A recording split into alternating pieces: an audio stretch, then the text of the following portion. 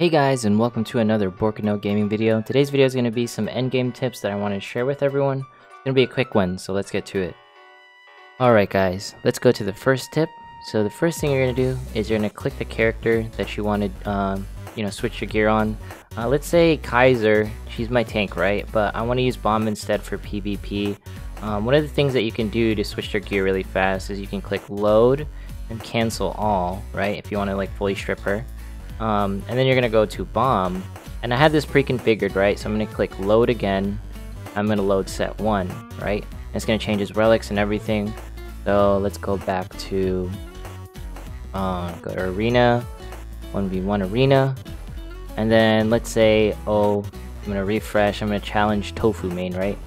And then when I go to attack team settings, like I'm not gonna use Kaiser anymore. I'm gonna use bomb in the front, and I'm gonna change his gear. So you're gonna click the save equipment on and off, and you're gonna click his face and be like, oh, that's the gear I want. And you're like, nah, I changed my mind. I don't think running bomb's a good idea. So I'm gonna cancel all, right? Or I'm gonna say load set 2 instead. And then I'm gonna go back. I'm gonna unclick this, and then put Kaiser back in.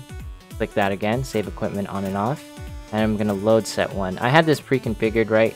And then you can actually change relics. Like let's say I don't want to run Grill Party, and then I'm gonna run, Path of the Sword or whatever. You can change it here, right? For this sake, I'm not gonna use this really, but now it's gonna be there. You can't save this set, but now you can actually, have this as the relic. So now I'm gonna put this back, and that's how pretty much you can quick change gear. That's the first tip. Alright, best places to spend your diamond. Actually, I'm gonna go to World and Pop-Up Store. This is probably the best way. I think you guys seen this on Reddit. This is the best way to get like goblin heads. You can even get the arena tickets and ice shards if you want to. Usually I just like buying the chaos shards, and I'm gonna refresh this, and always get these memory fragments because technically this is a hero summon technically, right? Ooh, I'm gonna get this. I actually need that for upgrading some exclusive equipment. And then after that, another good way is to go into Dimension Crack and spend your diamonds here if you need them. Ideally you spend them on like goblin heads and chaos shards. You don't have to, of course, but this is like a good way to spend your diamonds if you don't want to summon. And then of course doing quick city search for more materials so you can level up more heroes, right? I like to go up to like 4 or 8 depending on how I feel that day.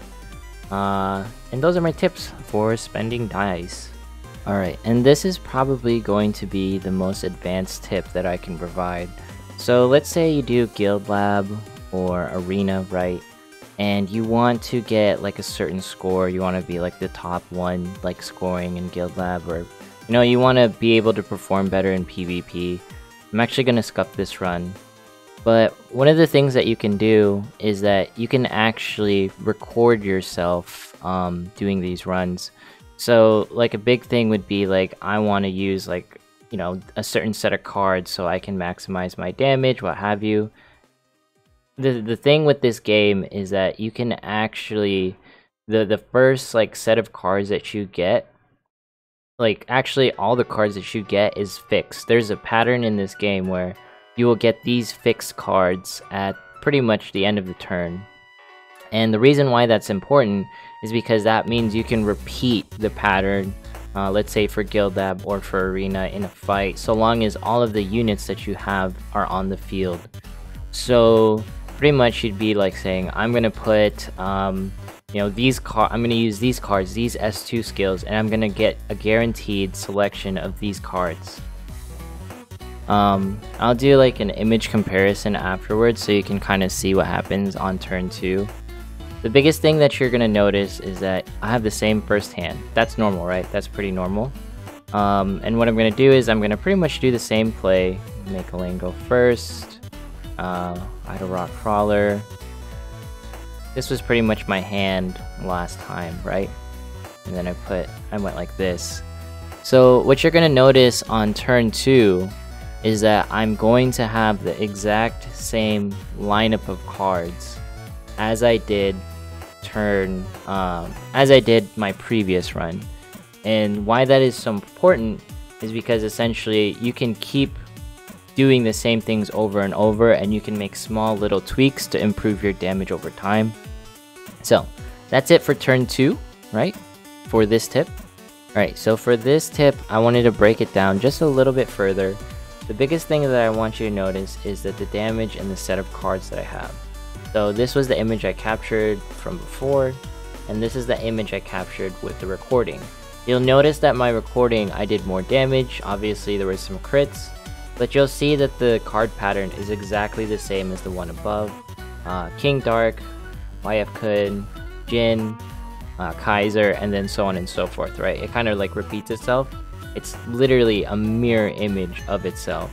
So you can take advantage of this in pretty much any game mode except normal mode. And I believe they took it away from normal mode so that there's more diversity and you can't just cheese normal mode because normal mode's the beginning of the game. But essentially, you can, this mechanic, since it applies to other game modes, you can cheese this where, oh, I want to do a PvP fight, and let's say I have X units constantly alive. It'll be like, I will always do this play, and this play is successful. Sort of like how you have like a chess move you go to, and it's like, this is a surefire kill. This same concept applies to guild. So that's pretty much my final tip, because this is going to be a quick one. Like, comment, subscribe, all that jazz. I'll see you in the next one, alright?